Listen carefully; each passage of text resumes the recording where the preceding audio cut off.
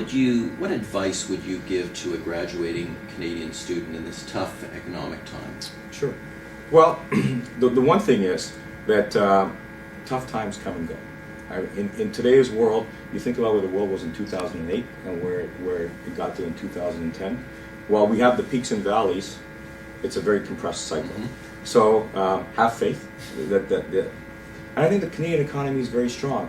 But as a student, as you go look at designing your career, know what the country needs. Know what the country's strengths are. You know, I read an article, I was on a plane the other day, about all these doctors, specialists, that can't get jobs in their field, yet there are other specializations that are crying. So I think part of it is design your career, look at where the growth opportunities are. I'll give you an example in our industry. When the bubble broke, and Hart, you're aware of all of this, when the bubble broke, mom and dad said, stay away from that technology stuff. And we lost a generation. And now we have a tremendous difficulty in filling jobs. Also, if you look at the demographics, the way it's changing in Canada, and this is really good news, especially for my sons, but people that are in university now are about to enter these next couple of years, that I think it's around 2017, 16, 17, 18 in that time frame, where between the baby boomers retiring, our economy continues to do what it's doing. What we're going to have is more jobs than people. And so actually the next generation of students, right now I know it's tough because student employment is tough, but as we look 4, 5, 6 years down the line, it's a very, very good environment. So to the students, know how you're going to capitalize on this. Know where the growth jobs of the future are. Know where the Canadian economy is going, and then capitalize on that. Small to medium business has been a growing area, growing set of markets for you. I mean, Cisco certainly established themselves in enterprise and government and public sector, but small to medium business is huge. What would you say to the small businessman in Canada by way of advice? Yeah, I think small and medium-sized businesses are very, very important to Canada and very, very important to that productivity equation I talked about before. Because what happens when I talk to large organization leaders, they are focused on productivity. They haven't all gone to where they want to, but the focus is there.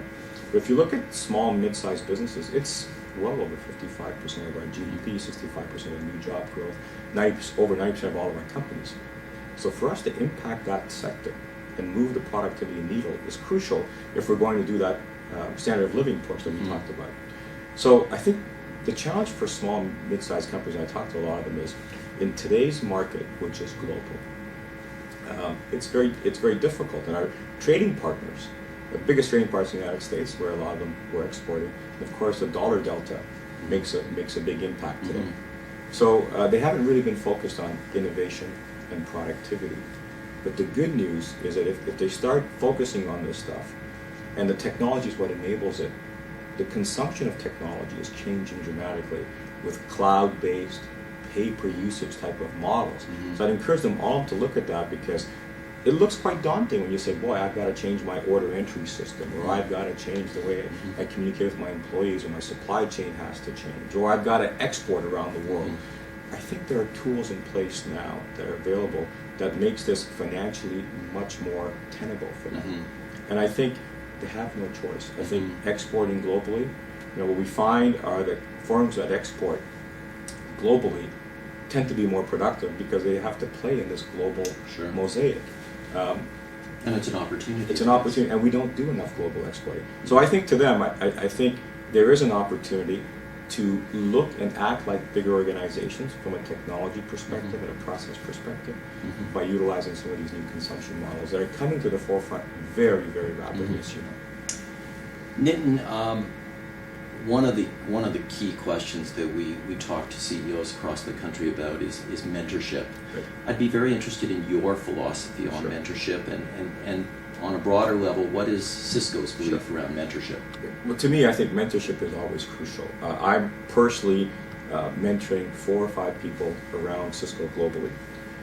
We actually have formal programs around all of this. But more importantly, I have always throughout my career had a mentor inside the organization. And the way I look at it is, you don't get a chance to work in every piece of the organization. And even as you get higher up in the organization, there's always parts of the organization you don't know enough about. And so I always try and every 2 or 3 years make a little switch. And so, I'd like to know a little bit more about, gosh, our supply chain or our manufacturers. Places that you're never going to work, but it impacts the overall equation. So I go out of my way to make sure I have someone. And the good news is, when you take this kind of a philosophy, they become your friends for life, and they become, a part of your ecosystem in discussing things. So at Cisco, we have a formal mentorship program. When you join Cisco, you're assigned a mentor. We encourage you to continue that process along the way. And I know that every one of my staff, I encourage them. At some point in time, it doesn't become mandatory, but I encourage people to do this because it makes a huge difference. I think mentorship is one of those simple tools that everybody should use that makes a huge difference. That's fabulous. CADA is all about innovation. Innovation Nation is really one of the main themes that CADA is dedicated to. Right. And I'd be very interested if you would talk a little bit about something that's very interested for the CADA followers. There's close to 2 million friends and followers who read on the CADA website about some of the social give back, some of the social enterprise programs that you've spearheaded over the last 5 years, right, and that you're most proud of. Well, I think giving back to the communities, a lot of companies that you work in matters. It matters to the communities, but you know what? It really matters to the employees. I think employee engagement is something that I am very, very focused in on, right?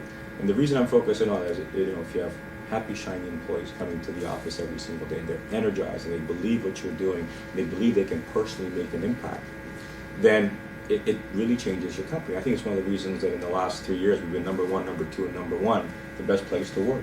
Because every one of our employees knows that if they have a good idea, if they get to walk their dog at night or driving into work in the morning, their next interaction with the company, they would know how to implement it, or at least get it across.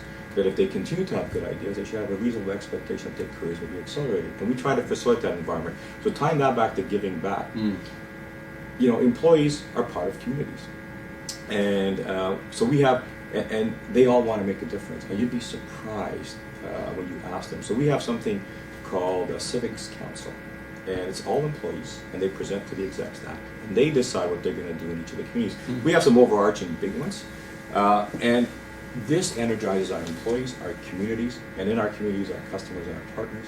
So it makes a huge difference. So giving back is big for us. But we tend to be a little bit, cute or intelligent about this because we try and utilize our technology themes. So for example, one of the first things that we did at a very large scale was a program called the Million Acts of Green. I don't know if you're familiar with this program, but we challenged Canadians to do 1 million acts of green. And what we tasked the team to do was, okay, this is a social good, but at the same time, let's demonstrate to people the power of the human network. This was, we're talking about 2008, 2009. Today, everybody understands through social media the power of the human network. So it's those kind of things we try to do, which I think is a double charge for the employees because it ties to their work but impacts their communities. So we've done a lot of neat things. We did our 25 transformational Canadians. We're heavily involved with the educational system with research chairs and others. We've got Big Brothers and Big Sisters, Boys and Girls Clubs, and we're now heavily involved in trying to impact the North. And a lot of these ideas, in fact, all these ideas come through our social council, which goes back to my point about employees. Employees are driving the agenda. Then we're helping fund drive this scenario, which is in our communities, which is with our customers and partners. And if you think about it, it's good business. It helps our brand and ultimately helps our relationships, and it pays off. Nitin, I want to thank you for taking time to talk about innovation. I know that's an area that is near and dear to you, and I appreciate your insights, and I know our audience does. Thank you very much. It was my pleasure. Thank you very much. Thanks. Okay.